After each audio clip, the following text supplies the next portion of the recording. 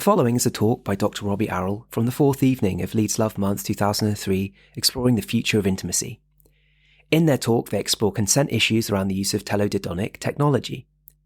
As a content note, this talk contains discussion of consent violations and sexual assault.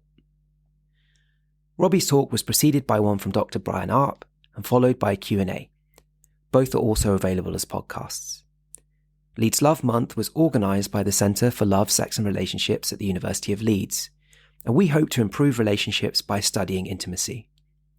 You can follow the Centre on social media for news of future events and publications.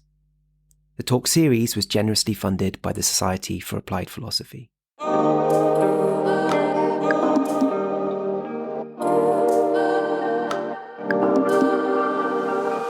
Okay, hi everyone, I'm Robbie. Going to be talking about the future of sex, but before I start anything, I just want to reiterate what Luke already mentioned. I am going to be talking about some challenging issues regarding sexual assault and rape in the latter half of this presentation. Hopefully, you were here earlier, you got the content warning, and if you feel uncomfortable by the thought of discussing or confronting those topics, you've already removed yourself from the situation. If you haven't, please feel absolutely free and completely unjudged to extract yourself from this right now. I won't be getting into the darker stuff until about halfway through the talk. So just be warned, you know, the option is there. Get out now if you want, right? And before I do anything else, can everybody hear me all right? I don't know if I project as well as Brian, but I am going to have to not use the microphone because I can't give a talk without making like weird shapes and stuff. I don't know why, that's just the way I do it, right? And I can't do it with a microphone. I'm also a little bit worried. I said to Luke before, just a few minutes ago, I don't really want to do it holding the microphone because I am going to be talking about sex toys at various points, and I'm worried that I might try to simulate things which I shouldn't. Also, I just want to say huge thanks to Luke, Tash, Sophie, Ruby, and all of the people at the Centre for Love, Sex and Relationships who've put so much work into organising this brilliant series that's been the Leeds Love Month event, right? So we just give a round of applause to them. Woo! And thanks also, of course, to Brian. It's a huge pleasure to share the stage with Brian. As my wife is here, Emily. As Emily will tell you, I've had a philosophy crush on Brian for a long time. So to be in the same room as him is great. It's entirely mutual. And of course, thanks to all of you for coming here tonight to be part of this. So my talk is going to be about the future of sex, right? Sex, what it is, how we do it, who or what we do it with is changing, right? And it's changing fast. And that's been driven in large part by technological innovation, and it's also driving technological innovation, right? Giving rise to what is essentially now a sort of multi-billion pound sex tech industry. So what's sex tech? Well, it's pretty much what it says on the tin, right? You know, it's pretty much any kind of sexual practice or activity that is facilitated or mediated by any kind of technological innovation, right? So in such a broad definition as that, things such as the contraceptive pill or condoms count as sex tech, right? But probably when you think of sex tech, you're thinking of much more mind-blowing kind of crazy things, right? You know, some things that are really smart or downright weird, right? You might be maybe worried, as Gizmodo are, that the sex robots are coming and they may literally fuck us to death, right? Because, you know, we'll all become so enamored with robo-sex that we'll forget to have sex with actual humans and we won't procreate anymore, right? Or maybe the future is not one of robots, sex bots, but one of sort of augmented reality or virtual reality sex, whereby you're able to put somebody else basically in the physical location that you're in holographic form, and perhaps interact with them in various ways via teledildonic sorts of haptic devices, haptic gloves, touch-sensitive gloves, bodysuits, that kind of thing, right? Maybe, right? Or maybe augmented reality technologies like AR glasses are going to be used to augment human-to-human sexual interaction, right? So some people are already predicting that by a very kind of clever combination of AR technology and sophisticated deepfake AI, it'll soon be the case that you'll be able to superimpose features of somebody else onto the actual person you're having sex with, right? So your celebrity crush, perhaps, right? Or, I don't know, your favorite porn star. Or perhaps more disturbingly, your ex, right? Or even perhaps your deceased partner. So lots, I think, for us ethicists to get our teeth into here. So what of these am I going to talk about? Well, none of them, sadly, right? I'm going to talk about what probably strikes you as being the least controversial, the least interesting of all the sex techs, the humble sex toy. Right? But I want to try to convince you in this talk that maybe that claim, right, the idea that sex toys are entirely ethically uncontroversial might be a little bit swift, right? But before anybody jumps up and leaves, right, because, you know, you didn't give up your Tuesday night to come here and be lectured by some old white man about why you shouldn't be using your Hitachi wand or whatever, just bear with me a sec, right? That's not the goal. There's two things I'm not going to be doing in this talk. One of them is I'm not going to be trying to convince you that you should all go home and fire all your sex toys into the recycling bin. Can you imagine our neighbors, what they were thinking about that? No, that's not the point of the talk, right? Sex toys are great. They're great. They're good for all kinds of reasons. They're obviously good for people who desire sexual wellness, but are perhaps at the moment not in a relationship. They're also good for people who are in relationships, but are perhaps experience difficulties to do with desire discrepancy, where one of the partners desires more sex than somebody else. They're just good as well for sort of kind of sexual exploration. But they're also good in various ways. Maybe certain people have issues with human intimacy, right? Perhaps because of trauma, past trauma, present trauma, but still desire, you know, sexual satisfaction. And they're good for, you know, people, older people, disabled people for whom realizing intimacy through actual human interactions is not so easy, perhaps, as some of the younger people who are out and about in the world and have more opportunities for it, right? So there's all kinds of good things to be said about sex toys. So, you know, if you've already got your eye on what's supposedly going to be the must-have Christmas gift this year, Love Honey's sex toy advent calendar, you know, by all means, knock yourself out, right? I'm also not going to be talking about privacy concerns to do with internet-connected sex toys and sexual devices, right? That there are some, it's very well known, of course, and it is something that philosophers need to be thinking about, and lots of people are thinking about it already, but it's just not what I want to talk about today. So, what does that leave? What is there to talk about apart from that? Well, welcome to the weird and wonderful world of teledildonics. What's teledildonics? I hear you say?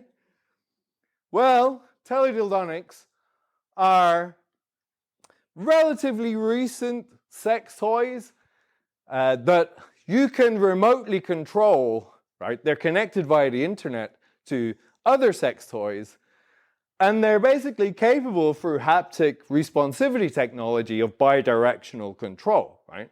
So one can control the other. They basically communicate or speak to each other, if you like. Right? So these are the toys from Lovance, who's one of the major manufacturers leading this industry. So on this side here, you've got what's called the Max 2, which is, a white cylindrical penile sheath that has, a texture inside that's designed to mimic vaginal anatomy, apparently, that contracts and vibrates. And on the other side here, you've got what they call Nora, which is a silicon-based rabbit vibrator, essentially. Right? Now, once the users connect their Bluetooth-enabled toys to their phones using the Lovance app, the haptic devices respond interactively via the internet to relative movements on either side, right? So you go faster, one toy goes faster, the other toy goes faster, one goes slower, the other goes slower. When connected, manipulating a particular point on one device will cause the corresponding point on the other device to react in near real time. And just in case you're wondering, these toys are, apart from being sort of compatible Max 2 to Nora, they're also diversely compatible. So you can have Max 2 to Max 2 or Nora to Nora connectivity with them, right? Now, according to the Lovance website, it looks like these are, quote, the perfect sex toys for those in long-distance relationships. Right?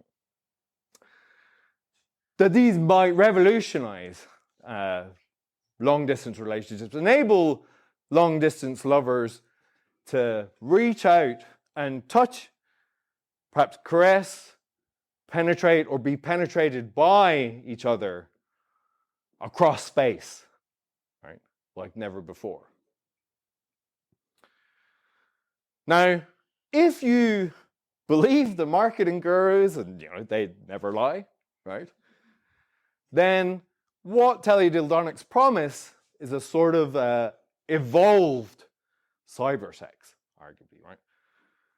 Traditionally, cybersex has either been sort of solo self-stimulating masturbation, to images on a screen, on a laptop, or whatever, or synchronous self-stimulating mutual masturbation, in the form of like Skype sex, phone sex, avatar to avatar sex, etc., etc.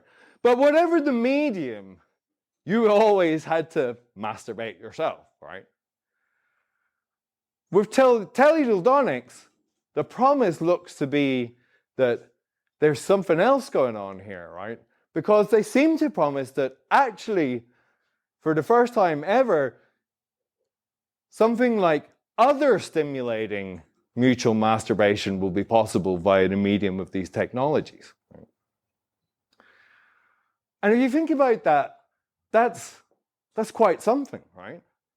We've long been able to watch and listen to others masturbating themselves from afar via technology, right? But never before have we been able to masturbate each other from afar ourselves, to actually have sex with each other, right? To masturbate someone else rather than yourself through technology from afar. Right? Perhaps even to have sexual intercourse via technology from afar. Now, you might think, oh, well, that's a bit too far there now, right? You can't possibly call this sexual intercourse. I mean, I don't really have the time and I don't really want to get into the debate about this here, so I'm going to make some quick and dirty assumptions about what we're thinking about when we're talking about sex. So for the remainder of this talk, when I talk about sex, I'm just going to be talking about sexual activities that I think most of us would consider to be sex, right? So for example, if you and your partner are in bed together and you're engaged in mutual masturbation, whether it's self-stimulating or other stimulating, I want to say that what you're doing is having sex, right? And furthermore, I want to say we wouldn't want to revise that assessment if instead of using your hands to masturbate each other or body parts to masturbate each other, you are instead using sex toys to do it, right? So if you're on board with that, I think that kind of suggests, right, that what you think you're doing when you're engaging in mutual masturbation with your partner or partners is having sex, right? That's my assumption I'm going to make, right? Okay, so things about to get a little bit darker now, right? Because not discounting the positive potential of teledildonics to enable people to interact in ways perhaps intimately that they never could before, I'm also a bit concerned that they also raise a prospect of potentially novel ways to sexually assault people from a distance. Right? Okay. If mutual masturbation, and again, remember, I'm just making an assumption. I'm not providing an argument for this here. I don't have the time. But if mutual masturbation counts as having sex, it requires valid consent. Right? And causing someone to be masturbated without their consent constitutes sexual assault. Right? So, I mean, the archetype here is the kind of case in which you've got a perpetrator who non-consensually or forcefully masturbates their victim, penetrates their victim, perhaps while, pleasuring themselves or forcing the victim to do so, right? I think that's kind of uncontroversially a case of sexual assault, right? Less common is going to be, but still plausible, is the kind of case where the perpetrator threatens the victim in order to make them penetrate themselves. Right? So you imagine a situation where you're in a room with somebody, the perpetrator is on the other side of the room, they have a gun, the gun is pointed at you, and they're saying to you, you have to penetrate yourself with whatever the sick object of their desire is. I want to say that that's sexual assault. Right? Now, if you're on board with that, it seems like you're already on board with the idea that sexual assault is possible even if the perpetrator and the victim are spatially separated. Right? Because note that in the case I just described, there's no touching between them, right? There's no entanglement of flesh at any point. They're on opposite sides of the room, right? And furthermore, I want to suggest that we wouldn't need to revise this assessment if the object that your perpetrator demanded you penetrated yourself with was a Lovense Nora, Teledildonics device, which he has prepared with his Max 2 device, such that when he moves his penis in the Max 2 device, the relative movements are experienced on the other end by the victim, right? Which I don't want to be any more graphic about that, but you can pick that out. If you're in agreement there, then it seems like you'd agree that what we can say is that you have been sexually assaulted by a perpetrator who is spatially separated from you via the medium of teledildonics. Right? Now, immediately, somebody might say, well, hold on here. That's disingenuous that you're trying to establish the theoretical possibility of spatially separated sexual assault by teledildonics by appealing to this case, right? Because, He's right there in the room with you. But that's not at all the kind of case that the imagination conjures up when you probably think of what teledildonic enabled sexual assault would look like.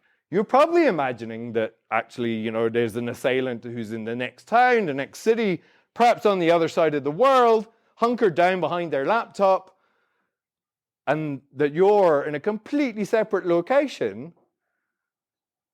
certainly not in the same room as your perpetrator, right? And you might think, well, to try to convince me that it's possible to rape somebody via teledildonics the way you have, you're just, messing about. But I want to say it's hard to see why distance per se should be morally relevant to your assessment as to whether or not the victim has been sexually assaulted in this case, right? What it is to be sexually assaulted is to be forced to engage in some kind of sexual practice without your consent, right? Whether or not the person who forces you to do that practice without your consent is nearby or far away, in effect, kind of seems immaterial to some extent, right? If that's the main thing that you're concerned about, is the lack of consent, right? Or perhaps another, somebody else who's skeptical about the possibility of this kind of long-distance, spatially separated sexual assault by teledildonics might push back and say, in the room case where the perpetrator is in the room with you, there's a real and very much higher risk of immediate harm to you there. They've got a gun, they can shoot you right there, right? And it seems like you're at much less risk of harm in the far away, across the world case. Right? Now, I don't think it's that hard to come up with examples where the harm, you can raise the stakes of the harm in the across the world case, right?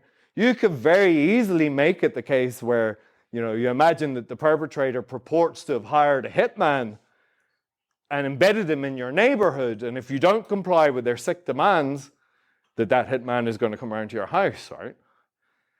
Or perhaps more realistically, you can imagine that the perpetrator purports to have sexually explicit images or footage of you and is threatening to release them to everybody in your contacts, potentially ruining your life if, again, you don't comply with their sick demands, right? So I think the harm thing here, you can cash it out in ways where it wouldn't necessarily be that different. But in any case, even if you think it is different, what follows from that, right? So suppose you're the victim in this case, right? The across the world style case. And, frightened out of your wits, you comply with what the person on the other end of the internet connection is telling you to do. Because you're scared senseless, right? And afterwards you go to the police or whatever to report it. What should they say to you? Should they say, that's really terrible, but, it's not sexual assault, you see, because you could have just disabled your internet connection, or closed your laptop, or immediately reported it to the police. But instead of doing that, you consented to your assailant's demands, right? You could have chosen to fight back. You could have chosen to resist, but you chose not to. And because you chose not to, it's not sexual assault, right? Well, no, that's fucking ridiculous, right? It's ridiculous in the real life and it's ridiculous in the online case, right? Baking a resistance condition into what it is to qualify as being a victim of sexual assault is viewed extremely dimly, and rightly so, I think. Right? And moreover, one particular reason why you might think it's particularly problematic to require resistance is because to do so would minimally require that the victim of sexual assault knows that they're being sexually assaulted when they're being sexually assaulted. Right? But not all victims of sexual assault do, which brings me on to what some philosophers have referred to as the riddle of rape by deception. Right? So this kind of raises the question as to whether or not, if it's the case that you secure sex with somebody via means of deceit or lying, and if you think that deceit vitiates or invalidates consent, is it the case that what you've done is rape that person or sexually assault that person? Right? In some cases, it's going to look like that. But so imagine, for example, that you're going on a Tinder date, and your date shows up wearing Crocs, and you're pretty horny, and you kind of really want to get a bit of action tonight. So you're kind of willing to do whatever it takes, and like the date says to you, "Oh, do you like my Crocs?" And you say, "Oh, I love them. They do. They're beautiful. They're the best Crocs I've ever seen." Right? When really, you want to basically puke, basically, right? In this case, right, it seems that you've lied to procure sex with this person. Let's assume that this person is a real Crocs enthusiast, and had they known the depths of your loathing for Crocs, they would never have consented to go home with you and have sex with you, right? Do we want to say that what happened here is that you've raped your date? Right? Most people are going to have the intuition, no, that doesn't quite measure up, right? But we shouldn't be too quick to dismiss the phenomenon of rape by deception on the basis of observations like these, right? Some other kinds of cases that come up in the literature around this include, so put yourself in the position maybe of the victim after the fact, the kinds of things you might say here, right? You might say, well, look, I would not have consented to sex with them, but for they told me they were single, when in fact they weren't. Right? Or but for they told me they would use a condom, when in fact they removed it sometime before during sex, right? Stealthing is called. I wouldn't have consented to sex with them, but for they told me they were on the pill, and so we needn't use a condom, when in fact they weren't on the pill. I wouldn't have consented to sex with them, but for they told me they wouldn't ejaculate in me, when in fact they did. Or but for they told me they were infertile, and so we needn't use a condom, when in fact they weren't infertile. Or but for they told me they were STI free, when in fact they weren't. Right? Or maybe I would not have consented to sex with them, but for they led me to believe they were male, when in fact they weren't. So I don't know how many of you heard of this case, a strange case as it is, of Gail Newland. So Gail Newland was somebody who essentially catfished a female friend of hers into believing that she was having a mainly online relationship with this man called Kai, who in fact was Gail Newland, was being Kai.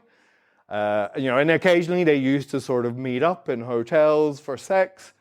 But the victim had to come on, they'd only meet on condition that the victim came first to the hotel, blindfolded themselves, and agreed not to touch Gail Newland, or as they thought, Kai, this man Kai, because Kai had explained that he had body dysmorphia, and he had to wear bandages around his chest because he had tubes there as a result of sort of heart problems. And Gail Newland would show up and have sex with the victim via a prosthetic strap-on penis. At one point, eventually, one day, they pulled the mask off and realized it was Gail Newland. Right? So you've got a case there where an extreme case of deception by, misrepresentation. Another kind of case might be, I would not have consented to sex with them, but for I believed it was not them I was having sex with, but someone else. So maybe a best example of this is the case of Abigail Finney, and I feel comfortable to use her image here because she's actually speaking out about this to try to change laws. What happened to Abigail Finney? So she was a student back in 2017 in Purdue University in Indiana, and she went one night to her boyfriend's dormitory. There was a party on there. Sometime during the night, they both got tired and they went to bed. And a bit later on during the night, Abigail Finney felt her boyfriend spooning her, and the spooning turned into sex. And then she got up to go to the toilet, and when she came back from the toilet, to her horror, she discovered that the person in the bed who'd been behind her wasn't her boyfriend, but another man, Donald Grant Ward, who, because the boyfriend had woken up and gone back down to the party, and Donald Ward had snuck up in his place. Right? So those are the kinds of cases we're thinking about when we're thinking about sort of sexual assault, rape by deception, right? People tend to have very varying intuitions about some of the earlier cases, whether it qualifies as rape.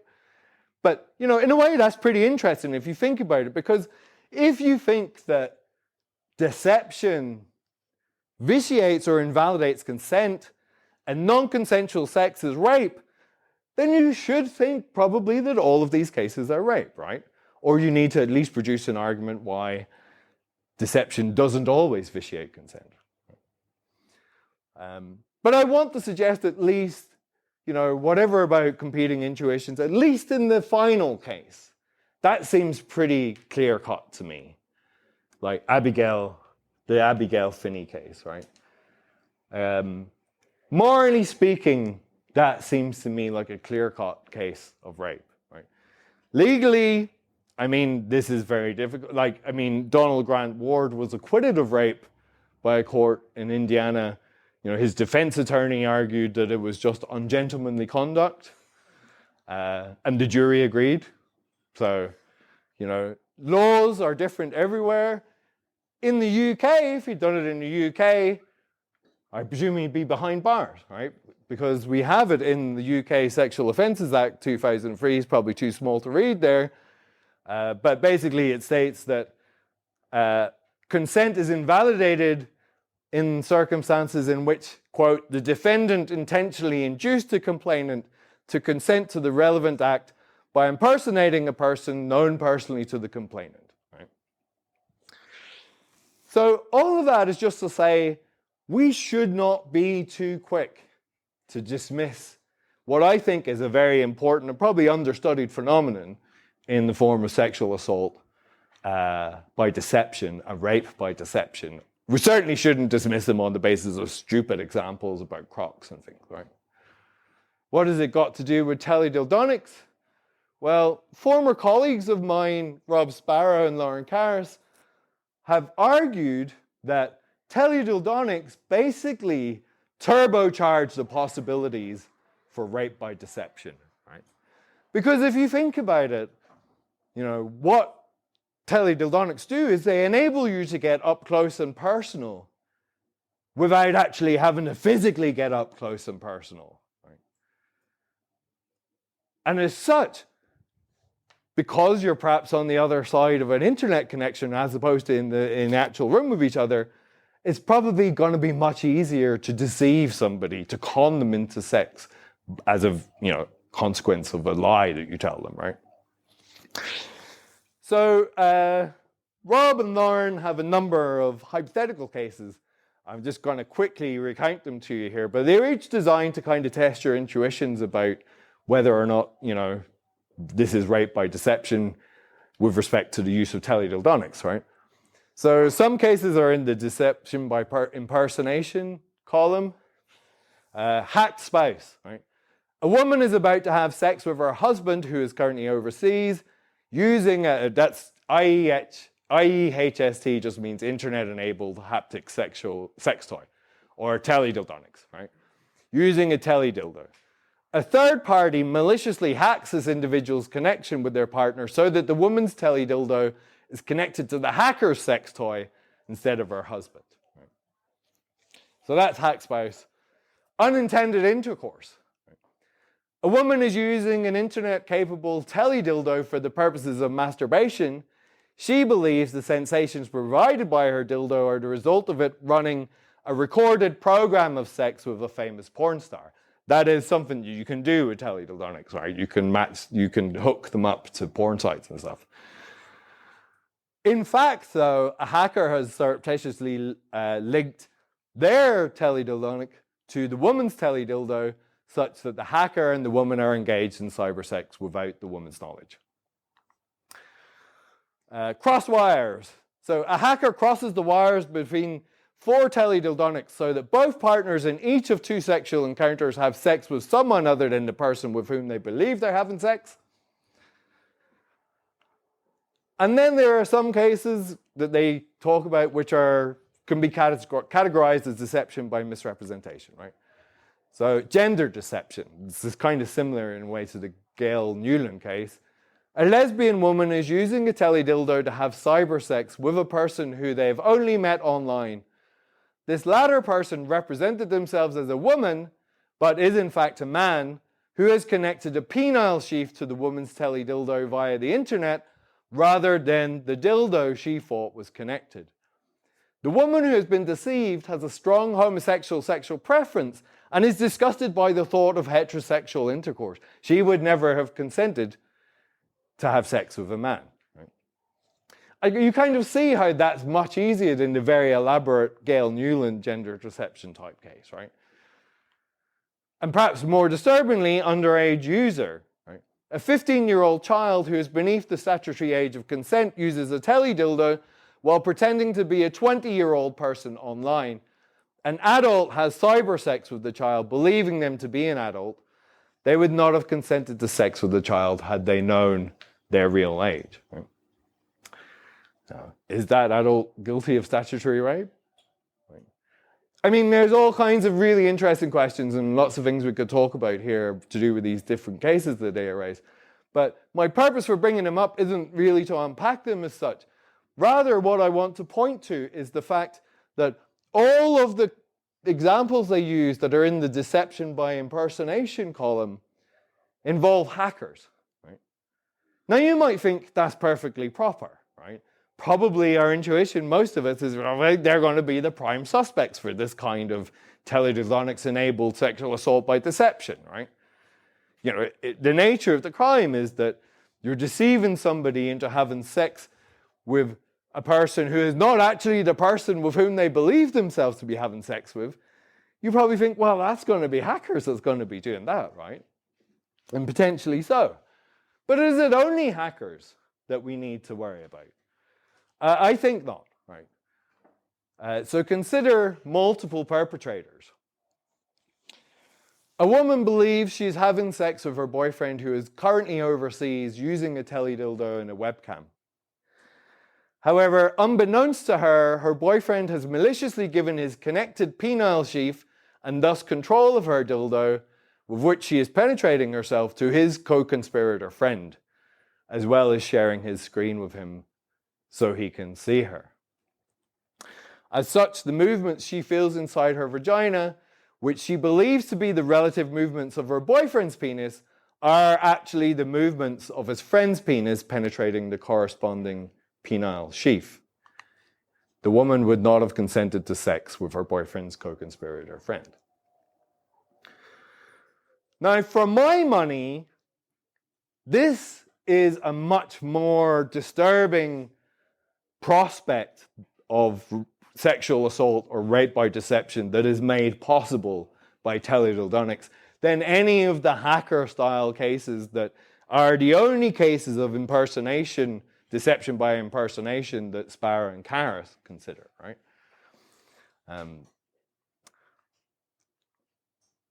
I mean, what these cases amount to is essentially multiple perpetrator rape or sexual assault by deception, right?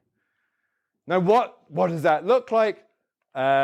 Maybe the easiest way to kind of get it across is to think back to a single perpetrator case, like the Finney case, right? So imagine that instead of that case being as it was, that the person in the single perpetrator case here who was being impersonated, in this case, Abigail Finney's boyfriend, is actually the person who orchestrates the rape, right, in collaboration with Donald Grant Ward. Now, I stress that's absolutely not what happened, right? I'm not, equivocally, her boyfriend had nothing to do with it, right? But I'm just using it as an example to kind of give you a sense of what a multiple perpetrator rape by deception would look like. Now, you might think, why didn't you just give me a real case? Right? I couldn't find any. Right?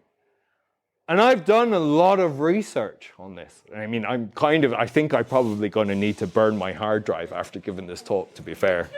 Right? And just to be clear, I'm not saying that I couldn't find any cases of teledildonics-enabled multiple perpetrator rape or sexual assault by deception. I couldn't find any cases reported of multiple perpetrator rape by deception at all. Right? Which, of course, is not to say that there aren't any. But, on the other hand, during the course of my research, I turned up, sadly, lots of cases of multiple perpetrator rape, period, right? Where, disgustingly, boyfriends and their friends have gang raped the girlfriend or something like that, right? Putting those two findings together makes me wonder and worry, is the reason why there's this apparent dearth of multiple perpetrator rape by deception cases more just a function of the sheer logistical difficulty of pulling off the deception when there's lots of perpetrators involved? I kind of worry that it's that as opposed to a function of human decency. Right? My worry then is that teledildonics might be about to change all that. Right? Teledildonics might strip away the logistical barriers to multiple perpetrator rape by deception. So I find it kind of strange that Specia and Harris don't entertain these sorts of cases, right? Because it seems to me, depressing as it might be to say it, I don't mean to bring it down your Tuesday night, but in the world that we live in, like a world in which people catfish each other, a world in which revenge porn is a thing, I sort of think, the main danger of teledildonics sexual assault or rape by deception is probably not going to come from hackers, but maybe more prosaically from victims' own sexual partners and their co-conspirator friends, born of cruelty, probably compounded by a lack of understanding of the seriousness of their actions. Right? What to do? Well, are there technical fixes? I gotta confess, I struggle to see a technical solution in the multiple perpetrators case. Right? But, I'm not a teledildonicist, which apparently is a real word, or an engineer, electrical engineer, or whatever. So I don't have the knowledge to speak to what, that as such. But it looks like a tricky case to me.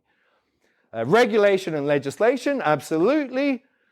We should be sharpening up the laws around sexual assault and rape by deception, broadly speaking. And of course, we should be regulating, the design of these sex toys, the way they're designed, the privacy aspects of them, the security aspects of them, all of that, ensuring that they can't, I don't know how, but ensuring that they don't fall into the underage user kind of hands and that kind of thing. But I think where the action's going to be at is with education, right? Because I don't know how many of you had even heard of teledildonics or had even heard of rape by deception before this, but it's not something that a lot of people know about. And I think it's time we kind of got the message out a bit more, because I think it's a real thing. In fact, I kind of think it's probably highly likely that somebody has already experienced a sexual assault by deception via the medium of sex toys, right? They may not have reported it, right? But there's lots of reasons for that. Maybe they didn't really know, was that sex we were having with the sex toys? Is this sexual assault that I experienced? It's not, what normal people talk about as sexual assault. How would I prove it?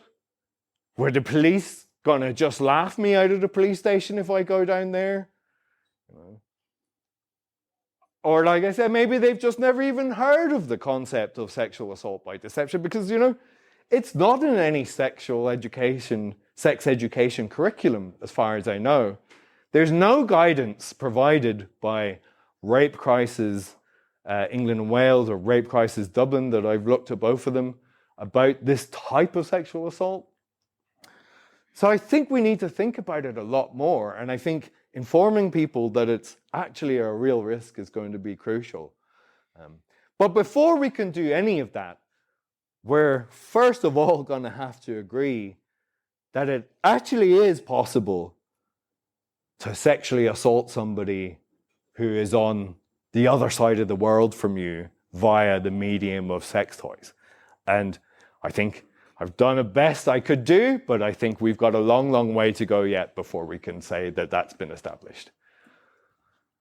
Thank you very much.